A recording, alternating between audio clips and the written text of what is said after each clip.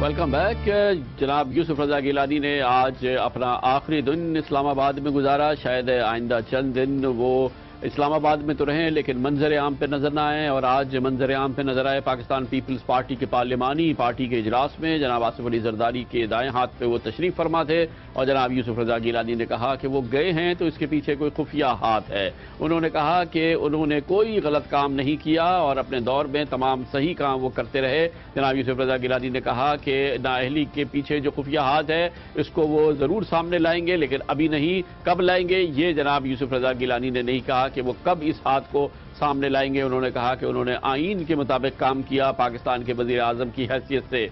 आपके ये इल्म होगा कि जनाब यूसुफ रजा गिलानी ने पिछले चंद दिनों में ये कहना शुरू किया था कि उनके जाने के बाद ऐवान वजीर आजम को, जिसमें कि रोजाना उनका लाखों रुपए का खर्च होता था, 4.5 साल के दौरान उन्होंने बात नहीं की थी ये, लेकिन अब वो कहते कि जाते जाते कह गए थे कि ऐवान वजीर आजम को एक टेक्नोलॉजी IT यूनिवर्सिटी में तब्दील कर दिया जाए। गए तो ये पैगाम दे गए आइंदा वजीर आजम के लिए। जनाब यूसुफ रजा गिलानी के कौल और फेल में क्या तजाद था या तजाद नहीं था ये हम नहीं कहेंगे, लेकिन इस प्रोग्राम के जरिए हम आपको बारहा बताते रहे कि मसाइल जो जन्म दे रहे थे, मसाइल जो फैल रहे थे, वो इसी कौल और फेल के तजाद की वजह से थे। कौम के मोराल को बढ़ाने के बजाय वो कौम के मोराल को दबाने में उनका हिस्सा रहा है। जनाब यूसुफ रजा गिलानी ने हालिया दिनों में ये कहकर तो हद ही कर दी थी कि जो पाकिस्तानी पाकिस्तान में नहीं रहना चाहते, पाकिस्तान के हालात खराब है, वो छोड़ के चले जाएं। क्यों नहीं जाते पाकिस्तान छोड़ के? पाकिस्तानी तो नहीं गए, लेकिन इक़्तिदार से जनाब यूसुफ रजा गिलानी रवाना हो चुके हैं।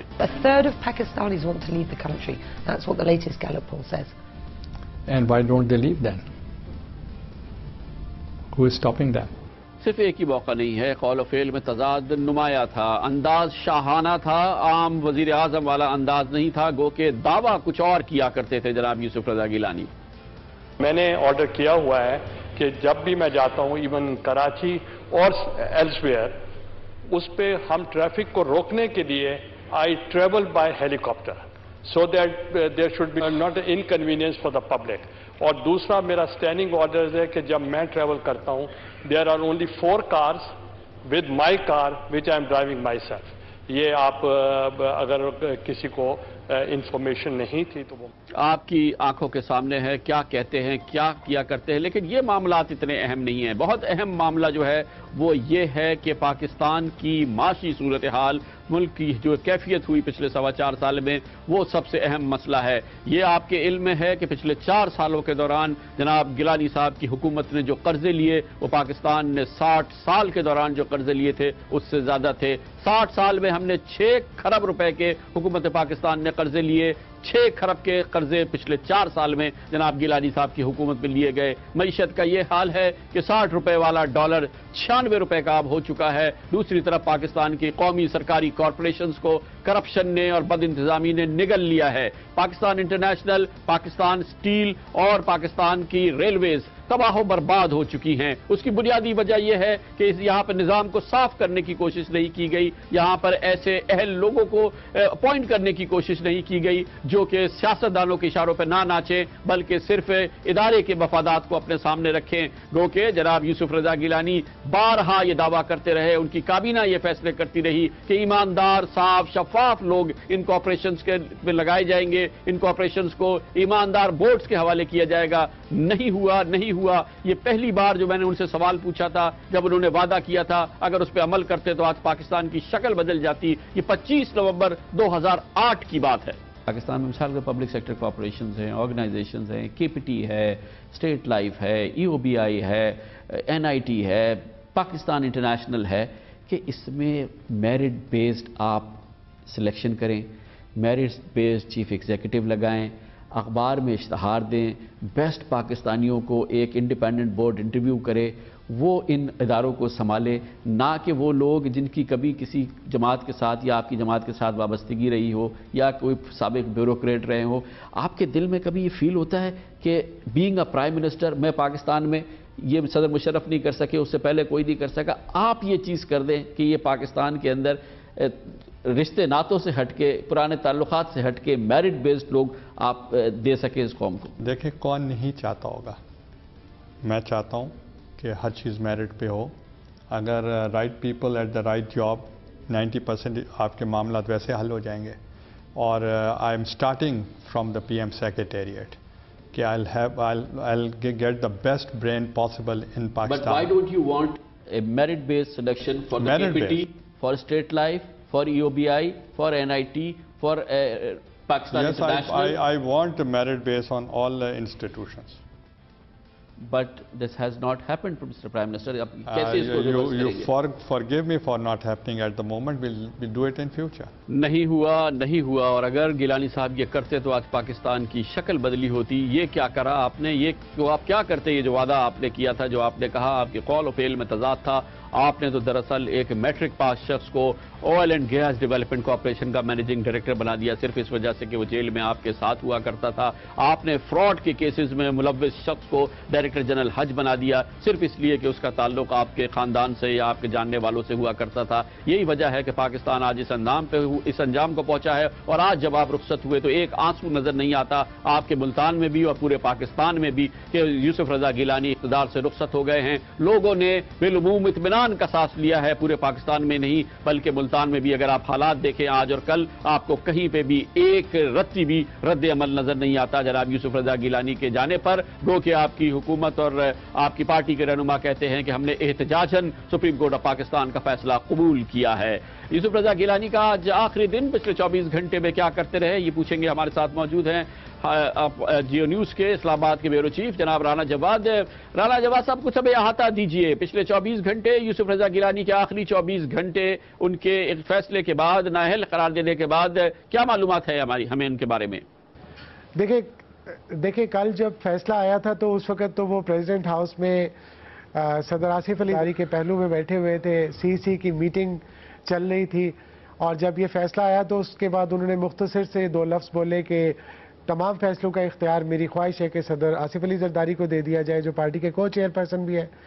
اس کے بعد ان کلمات کے ساتھ وہ ایک 10-12 لوگوں کا جو گروپ تھا وہ ایک پرائیویٹ روم میں چلا گیا.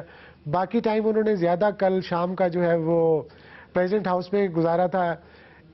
تھوڑے وقفے کے لیے وہ اپنے ایک دوست کے پاس گئے تھے ایف8 میں، پھر رات کو وہ اپنا میٹنگ میں شریک رہے. جو کولیشن پارٹنرز کی میٹنگ تھی اس میں تھے، پیپلز پارٹی کے سینئر لیڈرز کی جو میٹنگ تھی رات گئے تک جو جاری رہی اس میں بیٹھے رہے. صبح جب اٹھے تو ان کا پیپلز پارٹی کے مختلف وفود اور پارلیمنٹیرینز ان سے پی ایم ہاؤس میں آ کے ملتے رہے. اور بظاہر جو لوگ ملے انہوں نے کہا کہ ان کے نارمل تھے، کمپوز تھے. کوئی بس یہ کہہ رہے، ان کا باڈی لینگویج کچھ اس طرح کی تھی کہ میں نے کچھ غلط نہیں کیا اور مجھے تاریخ جو ہے وہ برے لفظوں میں جج نہیں کرے گی. دوپہر کو زمورت خان صاحب نے ان کو، جو پیپلز پارٹی کے رہنما ہیں، انہوں نے کھانا دیا تھا اسلام آباد کلب میں. وہاں پہ یوسف رضا گیلانی صاحب اپنی گاڑی خود ڈرائیو کر کے پہنچے. کوئی زیادہ پروٹوکول نہیں تھا، میرا خیال ہے 2 لوگ ساتھ تھے. اس کے بعد اس طرح باہر کینوپی میں انہوں نے گاڑی کھڑی کی. سارا ماحول وہاں پہ لوگ بڑے اٹینشن کھڑے تھے کہ 12 ایکس پرائم منسٹر آ رہے ہیں، لیکن انہوں نے کوئی پروٹوکول نہیں لیا. سیدھے حال میں گئے، بوفے لگا ہوا تھا، ٹیبل میں بیٹھ کے انہوں نے 30-32 کے قریب ان کے لوگ تھے، مختلف پارلیمنٹیرینز، کھانا کھایا اور گپے شپے لگائی. پھنستے بھی رہے اس میں، کوئی مذاق بھی کیا، لطیفے بھی ایک دوسرے کے ساتھ شیئر کیے. اس کے بعد پھر وہ پریزیڈنسی میں جو پارلیمانی پارٹی کی میٹنگ تھی اس میں جب وہ انٹر ہوئے ہیں تو جتنے پارلیمنٹیرینز تھے پیپلز پارٹی کے جو جمع تھے ان سب نے کھڑے ہو کے ان کو استقبال کیا، کلیپنگ کی، سیٹ پہ بیٹھے. اور انہوں نے پھر کہا کہ میں سمجھتا ہوں کہ میں نے غلط فیصلہ کچھ نہیں کیا اور آئین کا ساتھ دیا ہے اور پیپلز پارٹی کو میں نے اس کی جو سروس تھی اس کو ریٹرن کیا جو انہوں نے مجھے ریکگنیشن دی. اس کے بعد مختلف پارلیمنٹیرینز نے ان کی بہت تعریف کی، بے پناہ تعریف کی، مسکراتے رہے. اس کے بعد پھر انہوں نے اپنا پرائم منسٹر ہاؤس واپس جانا تھا. ابھی جو ہے کچھ سامان انہوں نے پیک کروا لیا اور باقی سامان ان کا کل میرا خیال ہے نکل جائے گا وہاں سے. اور اس کے بعد پھر وہ ادھر لاہور یا ملتان میں شفٹ ہو جائیں گے. تو آج سارا دن تو ان کا باڈی لینگویج ٹھیک تھی، کمپوز تھے. ظاہر ہے تھوڑی بہت تو میرا خیال ہے کہ ایک سینس آف لاس تو چہرے سے نمایاں نظر آتا ہے. اب اصل امتحان ان کا اب شروع ہوگا. آپ کو پتہ ہے کہ جیسے ان کے دونوں بیٹوں کے خلاف مقدمات چل رہے ہیں، ایلیگیشنز ہیں، ان کے حوالے سے رینٹل پاور کیس میں بھی نام آیا ہوا ہے. تو اب اصل امتحان ان کا اب شروع ہوگا کہ اب آگے چل کے کیا دن ان کو دیکھنے پڑتے ہیں. لیکن آج کا دن کل سے لے کے آج تک بظاہر وہ کمپوزڈ اور پرسکون نظر آئے. یوسف رضا گیلانی بستر پیک کر کے اپنا سامان پیک کر کے کہنا چاہیے کہ روانہ ہو چکے ہیں. دیکھنا یہ ہے کہ وہ اسی ماحول میں واپس جا رہے ہیں, اسی گھر میں اور اسی انداز سے جا رہے ہیں جس سے وہ آئے تھے. لاہور میں, ملتان میں ان کا رہن سہن, ان کی رہائش اس 4.5 سال کے دوران قوم یہ توقع رکھتی ہے کہ اس میں کوئی بڑی تبدیلی نہیں آئی ہوگی, کیونکہ انہوں نے منفعت کا کوئی کاروبار نہ خود کیا نہ ان کے گھر والوں نے کیا. ہمیں امید یہی ہے کہ وہی حالات ہوں گے جن حالات سے وہ اسلام آباد پہنچے تھے وزیر اعظم کی حیثیت سے. کمرشل بریک اور اس کے بعد ذکر کریں گے ایک اور بہت اہم case, Arslan Iftikhar, Malik Riaz Hussain, Salman Ahmed Khan. Supreme court of Pakistan نے حکم دیا کہ تحقیقات کرائی جائے. ملک ریاض صاحب کا دعویٰ تھا کہ ارسلان افتخار صاحب نے ان سے 32 کروڑ روپے کی مالی منفعت حاصل کی پچھلے 3 سالوں کے دوران. اب اس کی تحقیقات ہوگی اور حکومت نے فیصلہ کیا ہے کہ تحقیقات نیب کرے گی. اس کے بارے میں آپ کو بتاتے ہیں چھوٹے سے کمرشل بریک کے بعد.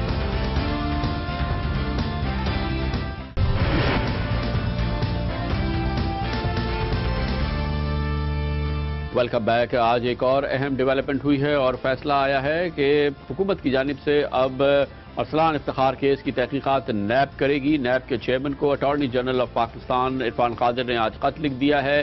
یہ بہت اہم معاملہ ہے. اس کا تعلق ہے ملک ریاض حسین کے ان الزامات کا جس کے ذریعے انہوں نے کہا تھا کہ انہیں مبینہ طور پہ بلیک میل کیا. ارسلان افتخار نے, جو صاحبزادے ہیں چیف جسٹس آف پاکستان کے, پچھلے 3 سال کے دوران ان سے مالی منفعت حاصل کی اور جس کی کل مالیت 32 کروڑ روپے انہوں نے بتائی تھی. سپریم کورٹ آف پاکستان نے اس کو نوٹس لیا تھا, جس کے بعد یہ کیس حکومت کے پاس بھیج دیا تھا کہ اس پورے معاملے کی تحقیقات کی جائے ارسلان افتخار, ملک ریاض حسین اور ان کے داماد سلمان احمد خان کے ساتھ. اب فیصلہ ہو گیا ہے کہ یہ تحقیقات نیب کرے گی اور عرفان قادر اٹارنی جنرل نے اس سلسلے میں آج باضابطہ طور پہ نیب سے رجوع بھی کر لیا ہے. اس تحقیقات کے اثرات کچھ ہوں گے یا کچھ نہیں, موجودہ ماحول کے اندر یہ بات دب جائے گی, یہ ہم پوچھتے ہیں. ہمارے ساتھ موجود ہیں پاکستان کے ممتاز سینئر صحافی اور ہمارے ممتاز اینکر جناب افتخار احمد. بہت بہت شکریہ افتخار صاحب. اب یہ معاملہ فی الحال ملک ریاض حسین کیس کا معاملہ اب پہنچ گیا ہے نیب کے پاس, نیب کے چیئرمین کے پاس. آپ بتائیے کہ اس میں سے کچھ نکلے گا یا یہ جو اتنا گرد و غبار دوسری خبروں کا پھیلا ہوا ہے اس میں یہ معاملہ دب جائے گا؟ دیکھیں, پہلی بات تو کامران کے جو نیب آرڈیننس 1999 ہے اس میں 2 افراد کے درمیان جو ایسا لین دین کے معاملات ہیں مالی, اس کا نیب کے پاس جانا عجیب سی بات ہے. کیونکہ خود نیب کے چیف نے کچھ روز پہلے کہا تھا کہ نہیں, یہ نیب کے پرویو میں نہیں آئے گا. اب نیب کے پرویو میں اگر نہیں آ رہا اور اٹارنی جنرل اس کو بھیجنا چاہ رہا ہے, ملک کے اندر کھچاؤ پہلے ہی بہت ہے, اور ایک ایسی حکومت جس کا پرائم منسٹر اپنا سپریم کورٹ کے فیصلے کے مطابق گھر بھیجا جا چکا ہے, اس کے اٹارنی جنرل کے کہنے پر نیب کی کارروائی کی کیا حیثیت ہوگی, کیا اس سے بہت سوالات اٹھیں گے نہیں اٹھیں گے. خود نیب کا رویہ اور اس کا کردار بھی اپنا نشانہ بن جائے گا. سمجھ نہیں آ رہی کہ اس موقع پہ یہ عرفان قادر صاحب کو یہ کرنا چاہیے نہیں کرنا چاہیے, بیکاز عجیب سا لگتا ہے اگر نیب کی تحقیقات ہوتی ہے اور دباؤ بڑھتا ہے. لیکن افتخار صاحب, اس میں ایک چیز تو میرے خیال میں ضرور حکومت کے سامنے ہوگی, جو حالیہ فیصلہ آیا ہے سپریم کورٹ آف پاکستان کا جس میں وزیر اعظم صاحب کی چھٹی ہو گئی ہے. اب حکومت چاہے گی تو صحیح, جو بھی اس کے پاس اختیار ہے, جو بھی اس کے پاس موقع ہے کہ وہ اسکور سیٹل کرے. دیکھیں, اسکور سیٹل کرنے میں میرا نہیں خیال حکومت ایسے کامیاب ہو سکے گی.